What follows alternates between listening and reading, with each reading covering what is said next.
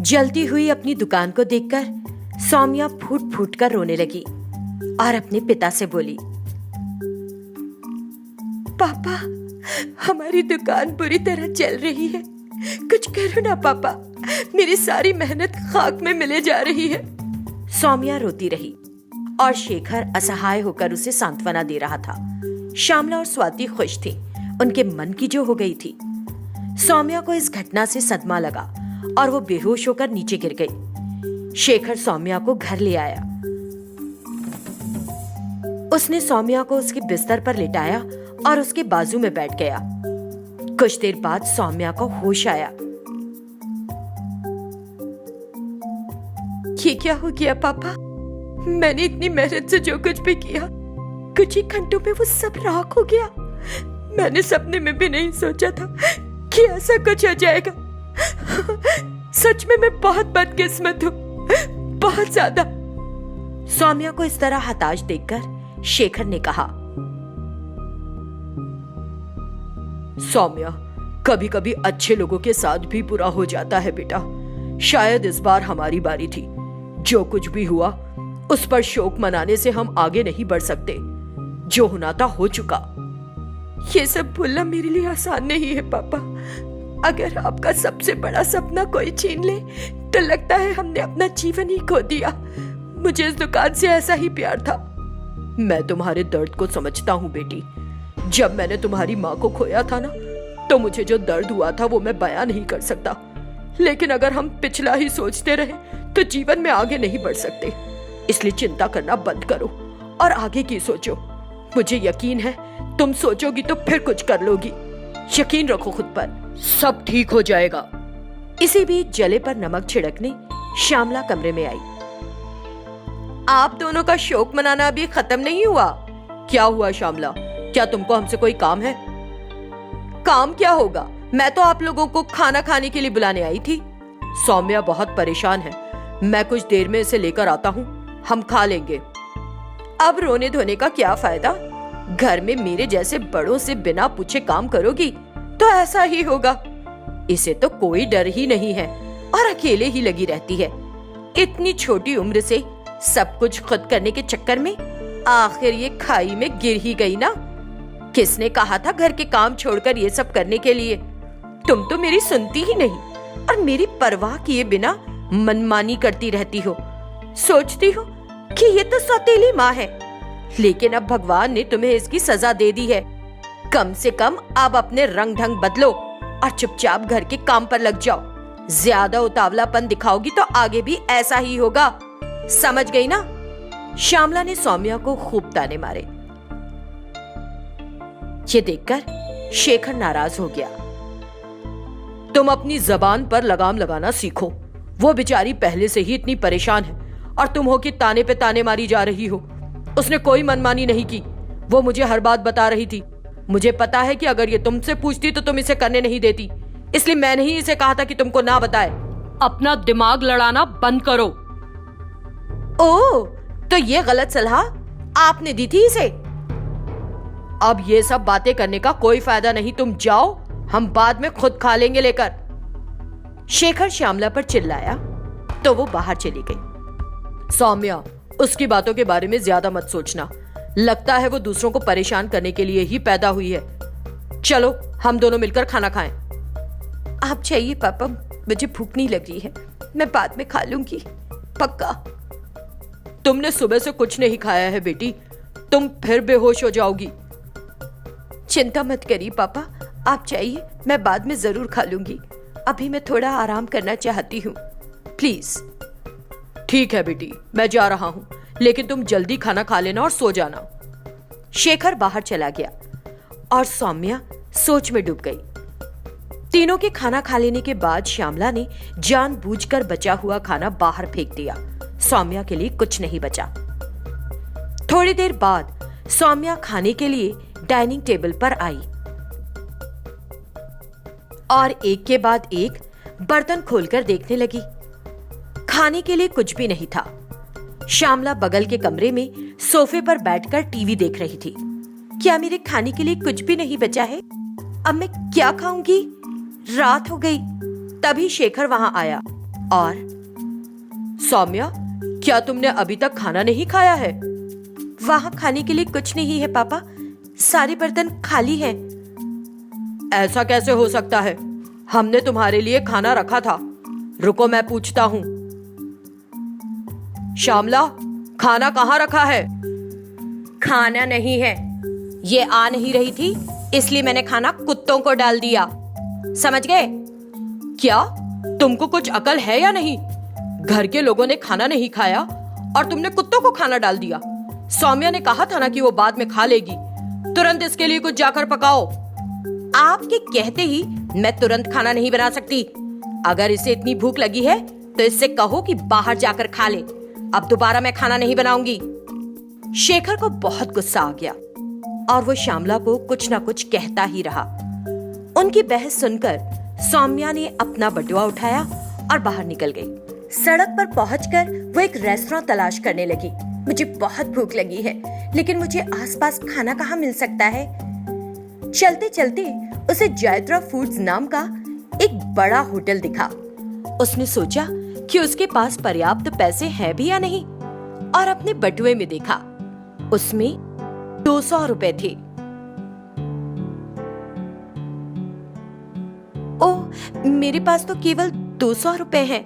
इस होटल में खाना महंगा होगा।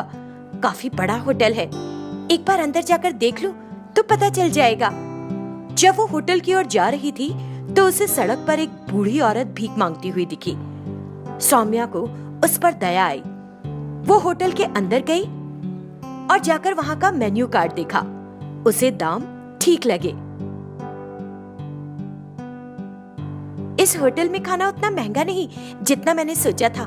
मेरे पास जो पैसा है उससे 2 लोग आराम से खाना खा सकते हैं। अपनी उस औरत के लिए खाना ऑर्डर कर लेती हूँ।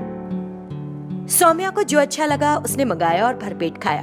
बाकी पैसों से खाना पैक करके वो साथ ले आई। वो खाने का पैकेट उसने बूढ़ी औरत को दे दिया। बूढ़ी औरत ने उसे खुशी खुशी खा लिया। जब सौम्या घर वापस जाने लगी तो देखा सामने से शेखर उसकी तरफ ही आ रहा था। पापा, आप कहाँ जा रही थी? मैं तुम्हारे पास ही आ रहा था सौम्या, क्योंकि तुमने कुछ नहीं खाया था। मैंने अभी अभी खाना खा लिया पापा। मैंने पास के एक होटल जयद्रा फूड्स में खाना खाया। वहाँ का खाना स्वादिष्ट था, बहुत अच्छा। ओह, मैं भी वहाँ जाने के बारे में सोच रहा था, लेकिन ऐसा लगता है कि तुम मुझसे पहले ही वहाँ चली गई। ठीक है, फिर हम अपने घर वापस चलते हैं और सोचते हैं कि अब आगे क्या करें। दोनों वापस अपने घर की ओर चल दिए।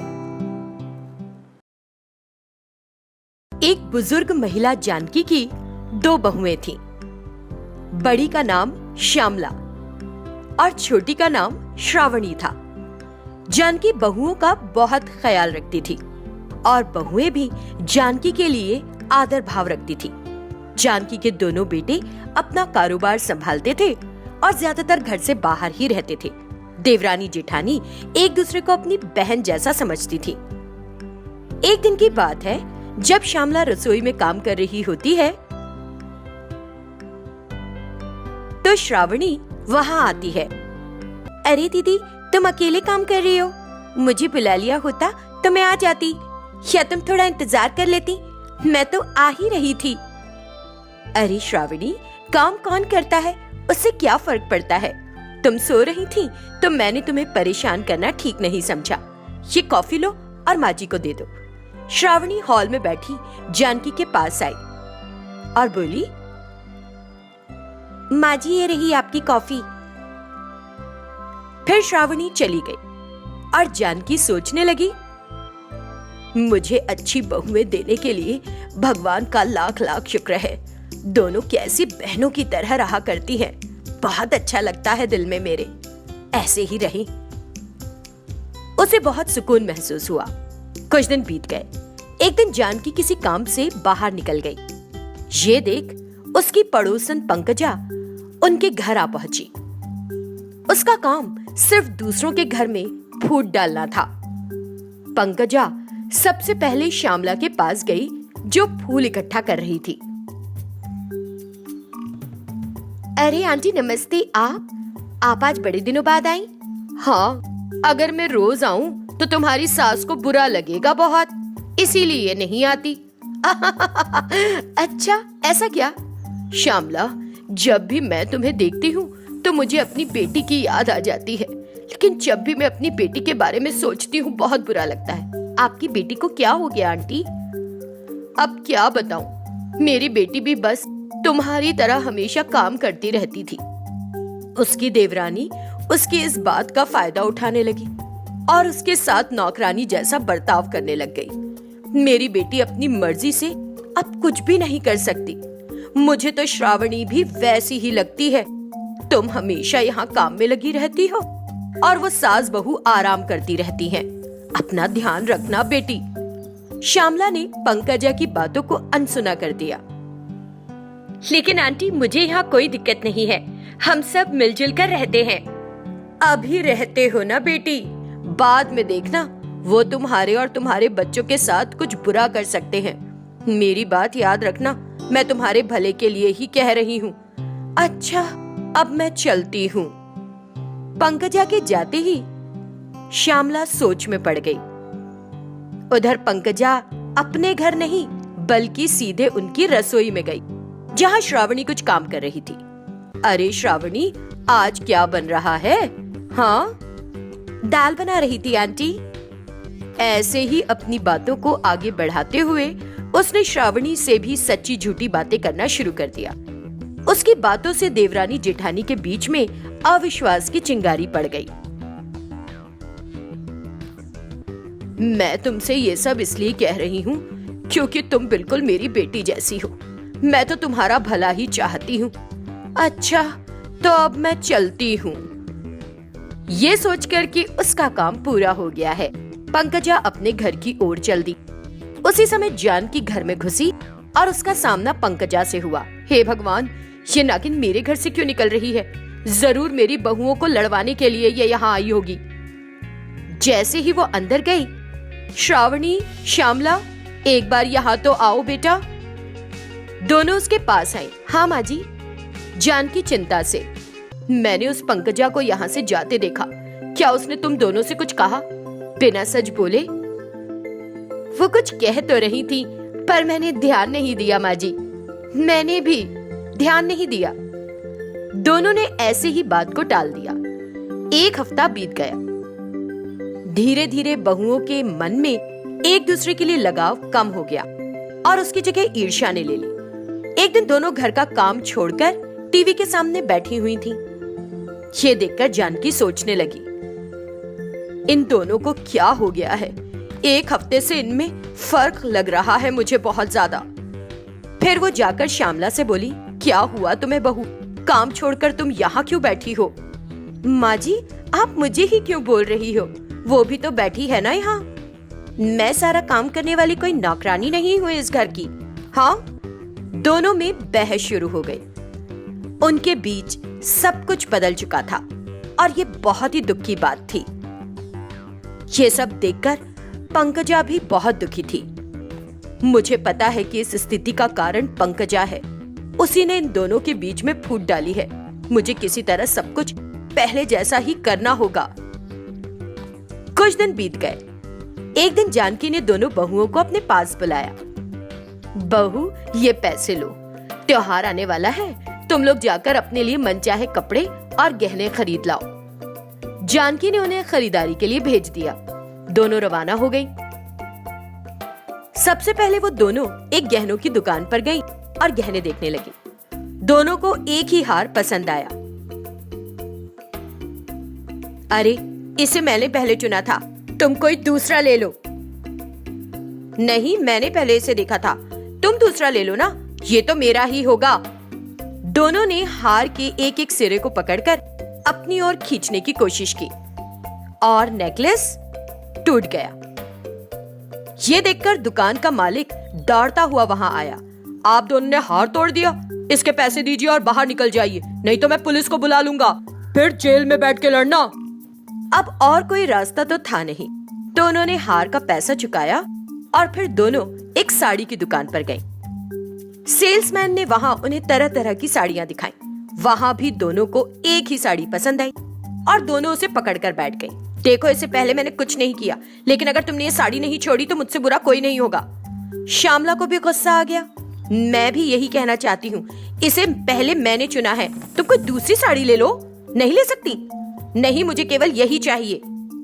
और यहाँ भी वे एक दूसरे से उस साड़ी को खींचने लगी और साड़ी फट गई। उन्होंने उस महंगी साड़ी के पैसे चुकाए और फिर खाली हाथ घर लौट आई। उनको खाली हाथ देखकर जानकी बोली, दोनों खाली हाथ क्यों आ रही हो? क्या तुम दोनों ने कोई खरीदारी नहीं की? हाँ। जो कुछ हुआ था उसके बारे में सुनकर जानकी को उन पर बहुत गुस्सा आ गया। तुम दोनों कितनी बेवकूफ हो। उस आग लगाऊ पंकजा की बातें सुनकर तुम एक दूसरे की दुश्मन बन बैठी हो।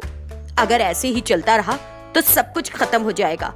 अभी भी समय है, सुधर जाओ, वरना तुम्हारी मर्जी। जानकी के गुस्से में दी गई सलाह से दोनों बहुओं को अपनी गलती का एहसास हो गया।